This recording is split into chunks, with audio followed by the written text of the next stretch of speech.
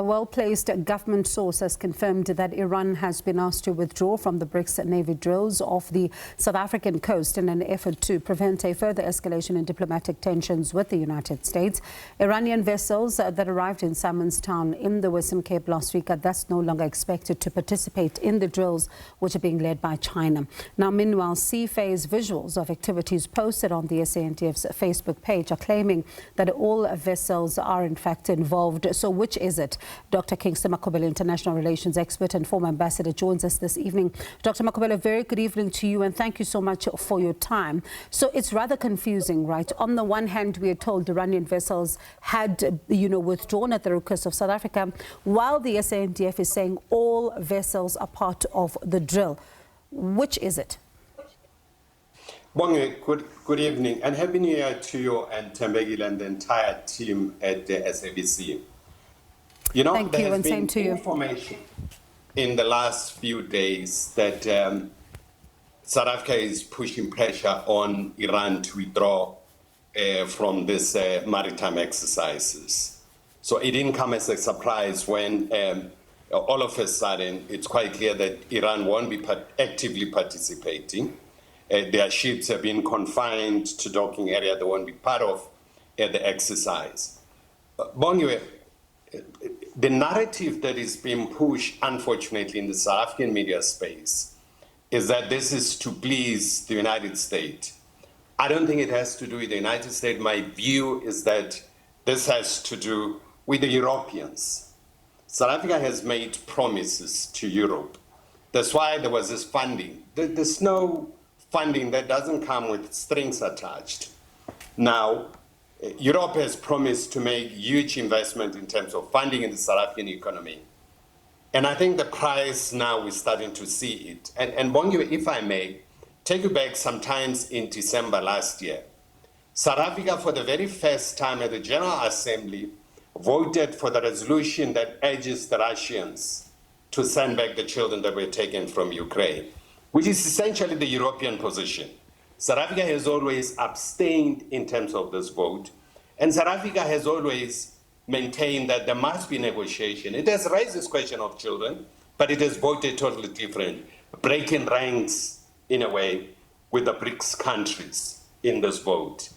And after that, you start to see this trend that is starting to emerge, and I've been very concerned, and I think other people are equally concerned, that South Africa seems to be taking position of the Europeans against the Americans. So this has to do with the Europeans. The Americans may be a peripheral power in terms of this. They have an interest.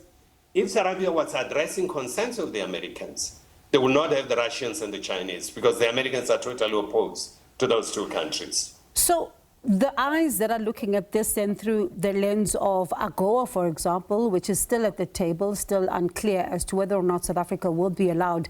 There are some eyes that are saying that this, in fact, is the bigger issue here. And you're saying there is another issue, and the United States issue is one that's in the periphery. Absolutely. The AGOA issue, it's done. The House has voted yesterday. It's going to the Senate, and the Senate would have to vote on it. If the Senate approves it, it goes to the president to assent to it. Mm-hmm. The president can veto it, and given the current tension between the two countries, the president is likely to veto it if the Senate agrees with him. But I don't think it will even pass through the Senate. That's the inclusion of South Africa. So they are going to advocate for the removal of South Africa from AGOA. So we will see what would happen then. But here we are, Bongiwe. This conflict between the Europeans and the Americans, it's really causing serious geopolitical challenges for smaller countries like South Africa. And I think South Africa is making a big mistake in my own view, to want to side with the Europeans against their feud with the United States. This feud with the United States will be resolved in one way or another. It may not be now, but it will be resolved, and South Africa would be left alone. There are no issues of convergence on international issues between the Europeans and South Africa. Take one issue, on the very same issue of what's going on in the Middle East. There's no agreement. We've seen reports that suggest that the United Kingdom is still pouring a lot of weapons into Israel for the killing of Palestinians. So you have a huge problem here. The United States is being used as an excuse. I'm waiting to see a government statement, Bongiwe, that says we are doing this to please the Americans, or the Americans have been putting pressure on us not to include Iran. Because at that stage, the American will repudiate this. So when, fine, let's pause that for a sec. There's something else that comes up, though. When you look at, what has been communicated around this particular measure, you've got the, a message that we've seen which says that all vessels are in fact taking part. Then this closely placed source who says that, in fact, this is not the case. Let's speak about when it comes to DIRCO as well as the SANDF. How do you handle the issues there, because you've got negotiations on the other side, you've got frontline protectors of the country on the other?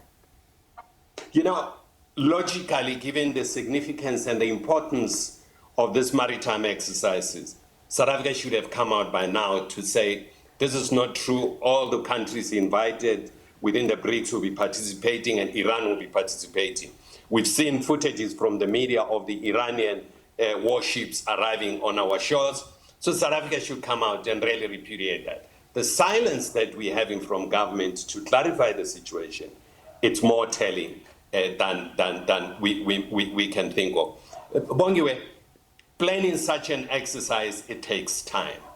You remember it was postponed because of the same argument that, well, in December, because of the G20 and so on, it's a pressure of the European Union, because they came out, the Europeans within the G20, to say we're supporting South Africa presidency against what the Americans are saying. So there's a price to be paid, and South Africa is paying that price now to please the Europeans, and at the expense of its members within the BRICS. So it's actually going to create a situation where South Africa is standing on its own during this geopolitical configuration that is happening around the world. Is this a situation that South Africa can still remedy, or do you think the damage has already been done?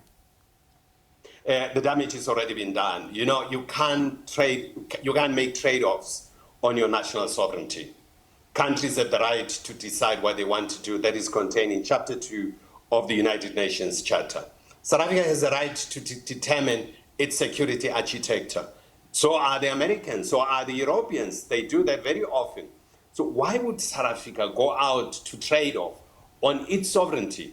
And we're waiting for communication from government. The fact that government is not communicating, even though this information is all over the media, Bongiwe, it's more telling than we can tell. And certainly, we definitely now do need official comment, as you say, because I guess it will clarify a lot of, the issues and the questions, and answer possibly some of the questions that we all have. But appreciate your time. Thank you so much for talking to us. That was Dr. Kingsley Makhubela, international relations expert and former ambassador.